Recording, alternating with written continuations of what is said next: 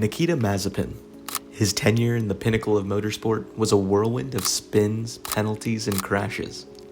But the question that still lingers in the minds of many F1 fans, just how bad was he? Looking past his pay driver moniker, was he simply a young driver struggling in a subpar machine, or was there a deeper, more fundamental issue at play? Let's dive into the data and the overall context to truly understand Mazepin.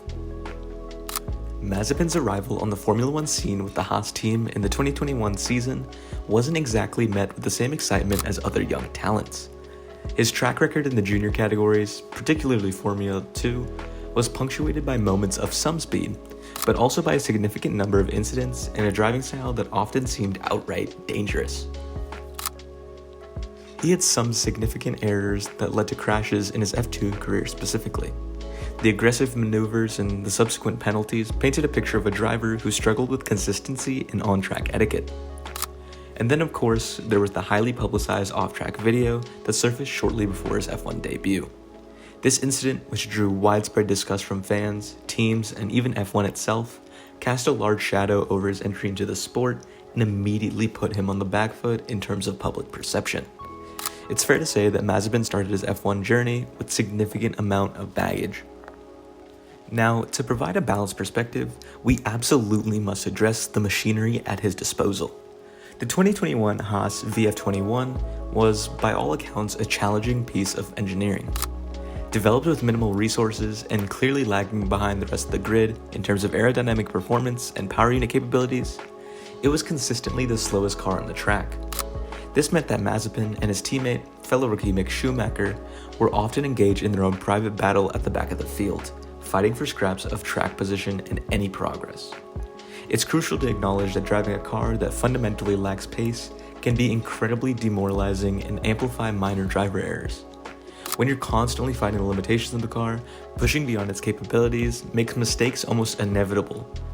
However, while the limitations of the Haas car undoubtedly played a role in Mazepin's struggles, the reality is that the performance differential between him and his teammate was often quite significant.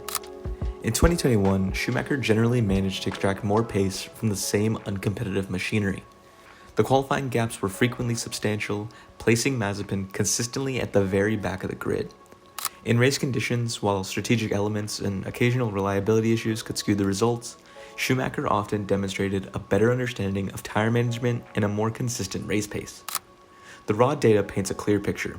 Even with the slowest car, there was a huge difference in performance, suggesting that factors beyond just the equipment were at play. The nickname Mazepin, unfortunately, wasn't solely a result of the car's handling characteristics. And this brings us to the sheer volume of incidents. While every driver makes mistakes, especially rookies navigating the complexities of Formula One, the frequency of Mazepin's errors was genuinely alarming. Spins in practice sessions, qualifying mishaps that compromised his grid position, and costly crashes during races became a recurring theme throughout his debut season.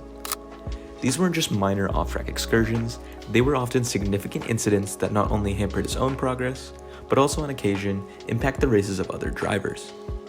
The sheer number of these incidents raised serious questions about his car control and his ability to consistently operate at the limit without exceeding it.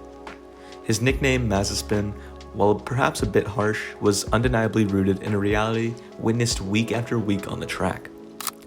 Furthermore, the criticisms leveled against his driving style extended beyond just errors. Many observers, including seasoned F1 veterans, pointed to instances of overly aggressive defending that sometimes bordered dangerous.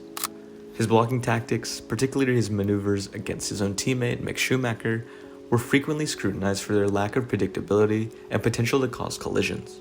While a certain level of aggression is necessary in Formula One, there's a fine line between defense and outright dangerous moves. Mazepin often seemed to stray into the latter territory, earning him a bad optic to fellow drivers and race stewards. It wasn't simply about being competitive, it often appeared to be a lack of respect for the established rules of racing and the safety of his competitors. The on-track indiscipline was further underscored by his rapid accumulation of penalty points. The FIA system is designed to penalize drivers for repeated infringements of the regulations, and Mazepin's tally climbed at an alarming rate during his single full season. He consistently found himself on the verge of triggering a race ban, a sanction typically reserved for drivers with a persistent pattern of dangerous or unsporting behavior. This wasn't just a case of a few isolated incidents. It indicated a fundamental struggle to adhere to the rules and maintain a clean racing record. The fact that he came so close to a race ban in such a short period speaks volumes about the nature and frequency of his dangerous acts. As we've discussed, any small brief moments of promise that he did happen to have were constantly overshadowed by the more frequent errors and overall lack of consistent pace. The gap to his teammate remained a persistent issue, and the number of incidents continued to mount, ultimately defining his on-track narrative. And then of course, we can't ignore the highly significant and ultimately decisive context of his departure from Formula 1. The escalating geopolitical crisis in early 2022 led to a cascade of consequences, including the termination of Haas's title sponsorship with Uralkali, the company owned by Mazepin's father. Subsequently, Haas made the decision to terminate Nikita Mazepin, effectively ending his Formula 1 career after just one full season. This abrupt and political charged departure added another layer to the complexity of his F1 story. So, after examining the data, the incidents, expert opinions, and surrounding circumstances, we return to our initial question: just how bad was he? Objectively, the evidence is very compelling. The consistent deficit to his teammate in identical machinery, the high frequency of costly errors, the accumulation of penalty points nearing a race ban, and the criticisms of his off-track conduct all paint a picture of a driver who significantly underperformed at the F1 level. The limitations of the Haas car certainly didn't help, but they can't fully account for the extent of his struggles. However, it's also crucial to temper our judgment with a degree of perspective.